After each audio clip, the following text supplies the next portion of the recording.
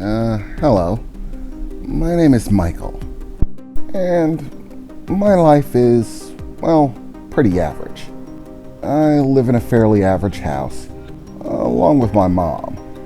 She's actually a doctor, so we're not doing bad in terms of money. I'm currently 16, but 17's just around the corner and 18's just a jump away.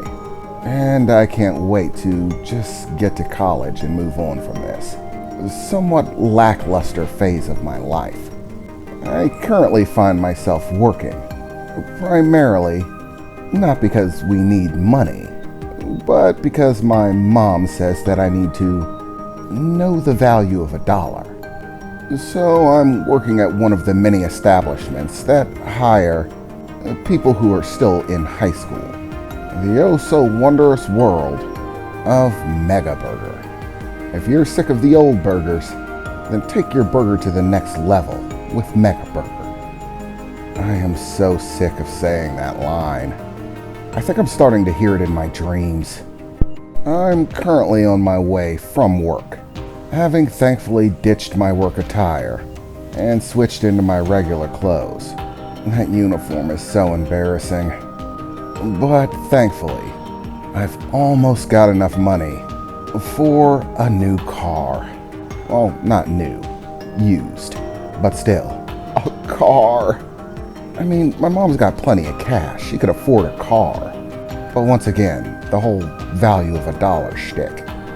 She wanted me to work for it. But by this time next week, I'll be cruising. Unfortunately, the only Mega Burger that required any help was far on the outskirts of town, so I had to make a bit of a trek. So every day I have to take the bus to and from work, and I'm on my way to it right now. Currently taking a shortcut through a small clearing in the woods that'll take me right to the bus stop.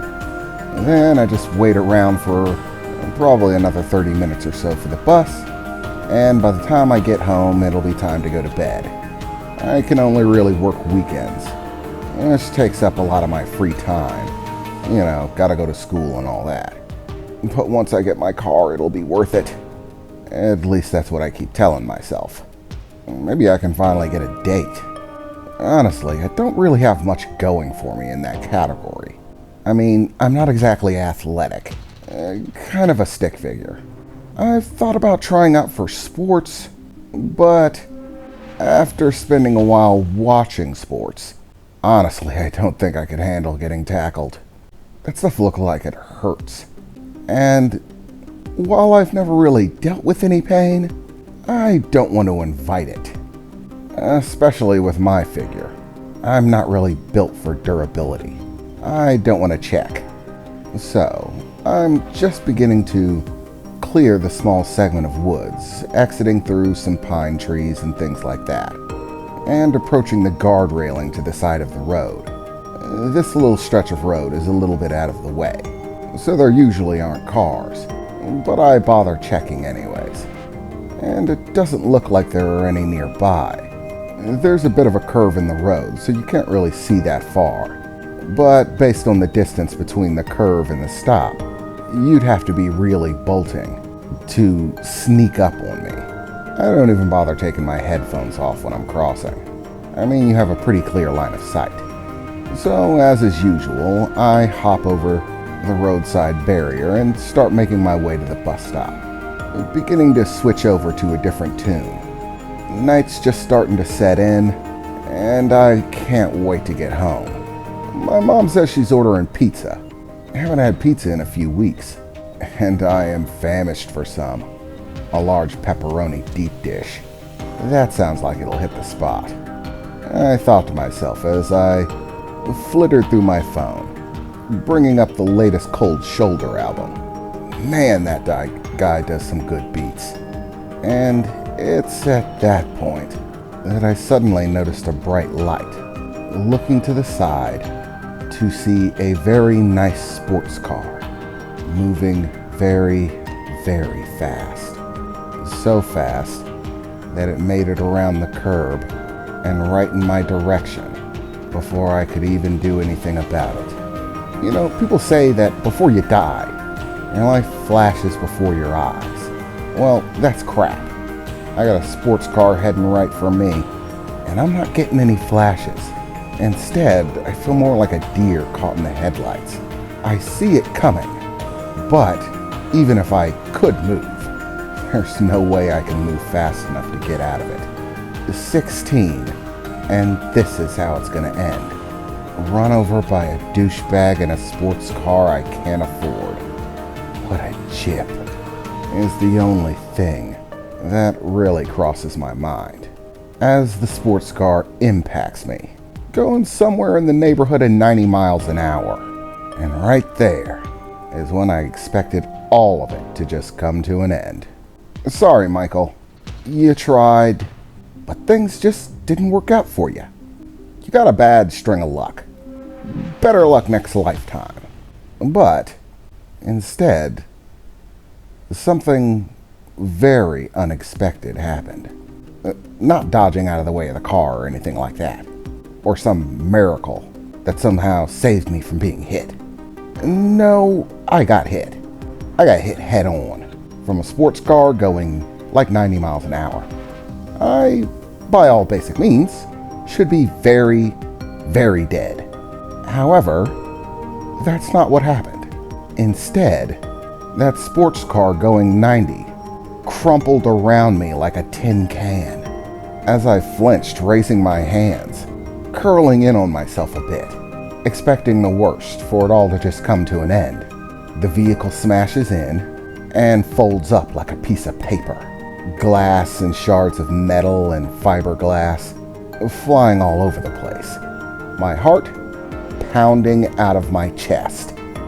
For a few seconds after the impact, I slowly began to unfurl from my flinching position, cradling myself from expecting to die right then and there, finding myself locked in a cocoon of metal that used to be the engine of this sports car. For a moment, thinking that I'd be stuck there. Like, how the hell do you even get out of that? How the hell did I even survive that? But as I go to pull myself off, try to get free of the twisted metal, I just rip right through it. I mean, I had to give it a bit of a tug, and it ripped my clothes to shreds. But I was completely unharmed, tearing my way out of the metal barehanded. All of which freaked me the hell out. I was in complete panic mode, looking around, my heart pounding, my breath panting, as I crawled out of the wreckage, patting myself over and looking for injuries and finding nothing. Well, nothing except a completely ruined outfit. What the hell? I said as I finished patting myself down. How am I alive? Doesn't make any sense. Oh God, I'm alive, I said as I began to hear some groaning and coughing in between what sounded like the wheezing of tubes and vents releasing fluids, steam being released from a shattered radiator, where I looked into the driver's side seat of the sports car to find the man driving, and he did not look good. His face was covered in blood, basically smashed in. I don't really know what compelled me, beside the fact that, well, my mom is a doctor and she saves lives for a living. I mean, this guy did just hit me going 90 with a sports car. Not exactly a lot of reason to feel compassionate. But still, whatever the reason be, I didn't want to just leave him like that. He didn't look in good shape. I quickly rushed over, giving him a look over in the driver's seat from the shattered side window, and my first assumption was correct. This guy was seriously messed up. It looked like he had a broken arm, and he was bleeding everywhere. His airbag went off, but it didn't look like it did much good for him.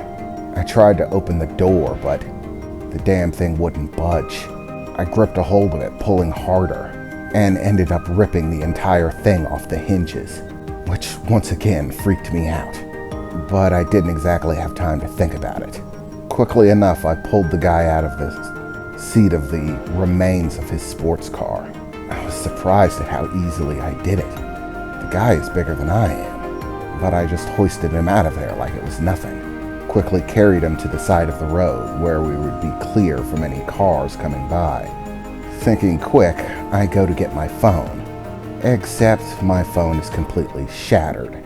I can't call an ambulance, and this guy does not look good. He's coughing up blood, barely wheezing. I look him over frantically. What do? My mom taught me basic first aid, but this is way beyond that. This guy is gonna die if he does not get some help. What do? I thought to myself as I stared down at him in a panic, as suddenly, brilliant white light began to emit from my hands, a powerful white glow. And as the light shined out from my hands, in all directions, I began to notice small cuts beginning to heal themselves on his arms, in the places closest to where my hands were. Is it healing him? I thought to myself in amazement, staring down, quickly doing what I could, the only thing I really could think of to do. I put my hands closer to the places that were most vital to him not dying, on his head and chest. As I did, there was a surge of white light that seemed to radiate through his body. His eyes shot open, beaming out white light, as it seemed to fill his entire body. I saw his broken arm snap itself back into place. All of his injuries began to heal, and as the white light finally subsided, the guy blinked a few times as he sat back up, looking himself over in astonishment, before looking at me. Who the hell are you? How did you do that? He said, looking at me. In the moment, I just stared at my hands. I have no idea. Dude, you're gonna be famous. I mean, really. What else can you heal with that? And man, I hit you with a car. Are you okay? Yeah, I'm fine. Yeah, but how? The guy said, now starting to look excited. And it was at that point that the possibility of my face spread over newspapers and showing up on Times magazines as the invincible kid who can heal people suddenly started rushing through my head. That is definitely not what I need right now.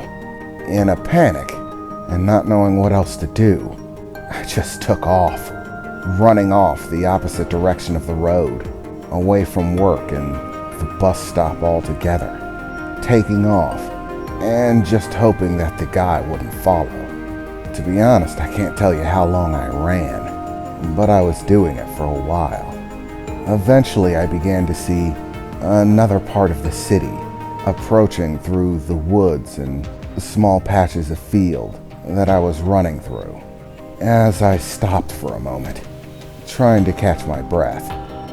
What the hell was that? There's no way. I mean, people can't do that. Survive car crashes. Heal people? I mean, like, what's the deal? Well, it's really pretty simple, actually. I heard a voice utter from nearby as I rapidly turned around to find a man just standing there in the field, as if nothing had happened. He just came out of nowhere. I just ran through that segment, and he was most definitely not there. Who are you? And what's simple? Well, your abilities. It's really very simple. They come naturally to you. I've actually been waiting on this for some time. Honestly, I didn't think it would take you this long. But surprisingly, you're a pretty frightful kid. I mean, you really had no need to be. You're basically untouchable, as far as human standards are concerned. But that only comes with the territory. What do you mean? You mean I've always had this kind of power? Well, yeah, Michael. As I said, it comes with the territory for what you are. And what exactly is that? And who are you? I exclaimed, still freaking out. Not sure what to make of any of this. Well, it's okay. I know you're in a bit of a state right now. You're just figuring things out. So, I'll fill you in. You're not going to be able to get hurt like normal humans because, well, you're only really half human. What? I replied, beginning to question everything. What am I? Am I like some sort of alien? Oh my god, please tell me I'm not an alien. The man laughed, his rather tall, robust, and handsome features seeming threatening, even though he seemed rather relaxed and friendly. I mean, who are you? If I'm only half human, then what's the other half? Well, it's pretty simple, Michael. You're half angel, or celestial being. The technical name for it is Nephilim, the product of a relationship between an angel and a human. A Nephilim. You're telling me that I'm half angel? Yes, that's exactly what I'm telling you, Michael. And how exactly would you know? I said, as the man began to take some calm footsteps towards me, his hands tucked in his pockets, looking rather debonair to be standing in a field, as he approached me with a bright smile. Well, I know because I've been watching you, basically your entire life. I've been there since the beginning. I watched you take your first steps. I watched your birth. I watched when you had your first kiss on the playground. I've been keeping my eye on you your entire life, making sure that when this moment eventually came, that I could be there to help you out. So, you've been watching me. Yes, Michael, I've been watching you. And why in the hell are you watching me? I replied, beginning to take a few steps away from him. You can relax, Michael. I'm not a stalker. I'm an angel, Michael. Specifically, my name is Michael as well. I am one of the 4 archangels of the high heavens. Oh, and I'm also your father. And since you finally figured out that you have these abilities, chances are you're going to be seeing a lot of me. Trust me, you're going to need some lessons. Once you start using your powers, it's only a matter of time until, well, things start getting interesting. And unlike me, you can't flutter off to heaven. You're stuck here on the world of Earth, which means you have to deal with any being that can visit Earth. Angels have a lot of enemies, kid. And Nephilims? Nephilims are not a far stride from it, he said, as we stood there in the field and I stared back at him. This is most definitely not how I expected this day to go.